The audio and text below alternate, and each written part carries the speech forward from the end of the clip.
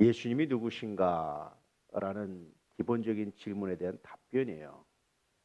기독교는 예수님이 누구신가라는 질문에 답변함으로 시작이 됩니다. 예수님께서는 너희는 나를 누구로 아느냐? 가이사랴 빌립보에서 제자들에게 물어보았을 때 베드로가 뭐라고 대답합니까? 주는 그리스도시요 살아계신 하나님의 아들이십니다. 사복음서 전체에서는 예수님에 대한 각각의 고백이 약간씩 다르게 나와요. 계속해서 서신서라든지 모두가 다 예수님이 누구신가라는 질문에 대한 답변들입니다, 사실은. 그런데 오늘 히브리서 말씀은 왜 이 마태복음과 달리, 다시 말하면 마태복음도 유대인들을 위해서, 히브리서도 유대인들을 위해서 쓰여졌거든요. 왜 마태복음과 달리 표현됐을까? 히브리서에서 말씀하고 있는 답변은 주는 대제사장이십니다라는 거예요. 주는 그리스도시요 살아계신 하나님의 아들이십니다라는 마태복음의 답변은 주는 철저히 예언의 성취자십니다. 구약으로부터 예언된 메시아 예언을 완전히 성취하시고 이루신 분입니다라는 의미를 가지고 있고, 철저하게 예언의 성취자라는 증거들로 넘쳐납니다. 근데 히브리서는 그런 것들이 생략되어 있어요. 같은 유대인들을 대상으로 기록된 말씀인데 왜 생략됐을까? 왜 히브리서 기자는 주는 대제사장이십니다라는 그런 고백을 하고 있을까? 특히 레위 지파인 제사장들과 비교하고 있습니다. 더 나아가서 율법을 수여한 모세와 비교해서 모세보다 우월하신 그리스도를 계속해서 말하고 있어요. 왜 달랐을까요? 성서는 기록의 원칙을 하나 가지고 있습니다. 그것은 뭐냐면 듣는 사람들이에요. 듣는 사람들이 이해하기 가장 좋은 방식으로 설명하고 기록합니다. 언제나. 굉장히 놀라운 거예요.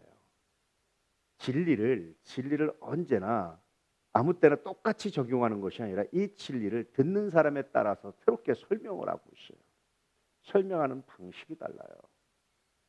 그래서 마태복음의 수신자들, 우리가 일명 마태교회라고 말하는데, 마태교회 교인들은 예언이 성취됐느냐 성취되지 않았느냐, 과연 예수님이 구약에 예언된 메시아 예언을 완벽하게 성취한 분이냐 아니냐라는 질문을 가지고 있었다면, 같은 유대인이라 할지라도 히브리서를 읽는 사람들, 일종의 히브리서 교회들, 이런 사람들은 과연 그분이 우리의 죄를 위해서 죽으신 것이 합당하냐 아니냐,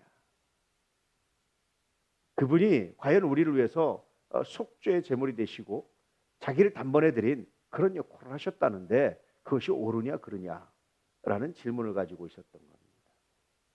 여기에 대한 답변이에요. 그래서 마태는 주는 그리스도시요 살아계신 하나님의 아들이십니다. 다시 말하면 그분은 완전한 예언의 성취자인 메시아입니다. 하나님으로서. 이런 의미라면 오늘 히브리서는 그는 완벽한 하나님으로서 우리의 죄를 위해서 속죄하신 제물이시고 또 대제사장이셨습니다 라는 이야기를 하고 있는 거예요. 하나님은 동일하게 지금도 여러분 각자에게 맞는 방식으로 자신을 표현하십니다. 여러분이 들을 수 있는 방식으로 표현하세요. 초등학교 아이들에게는 초등학교 아이들에게 맞게끔, 유치부 아이들에게는 유치부 아이들에 맞게끔, 어른에게는 어른에게 맞게끔, 지혜자에게는 지혜자에게 맞게끔, 지혜가 없는 사람은 지혜가 없는 사람에 맞게끔, 지식이 있는 사람은 지식이 있는 것 같게, 지식 없는 사람은 지식 없는 것도 맞춰서 여전히 하나님 자신을 표현하시고 드러내십니다. 이런 것들에 완벽하게 적응하고 했던 사람이 바울이에요. 그래서 헬라인에게는 헬라인에게처럼, 유대인에게는 유대인에게처럼, 지혜자에게는 지혜 있는 자처럼, 지혜 없는 자에는 지혜 없는 자처럼 굉장히 능력 있는 사람입니다, 바울이. 거기에 맞게 설교하고 가르치고 변증했던 거예요. 오늘 우리가 예수를 믿는데 지혜가 있는 사람이나 없는 사람이나 지식이 있는 사람이나 없는 사람이나 누구든지 예수를 믿을 수 있는 것은 바로 하나님이 이런 방식으로 자신을 나타내셨기 때문입니다. 오늘 히브리서와 마태복음을 비교해 보면 이 방식이 아주 더 뚜렷하게 나타나고 있는 굉장히 놀라운 말씀입니다. 여러분 각자가 하나님을 만날 수 있는 길이 그러므로 열린 겁니다. 누구든지 하나님께서 나에게 맞춤형으로 자신을 드러내시고 설명하시고 예수를 믿을 수 있도록 그렇게 하나님께서 우리에게 친절한 설명을 하고 계시다는 거예요. 그러므로 여러분, 다른 사람이 만난 방식이 아니라 여러분 각자에게 맞는 방식으로 하나님 만나주신다는 사실을 기억하시고 하나님을 찾을 수 있기를 축복합니다.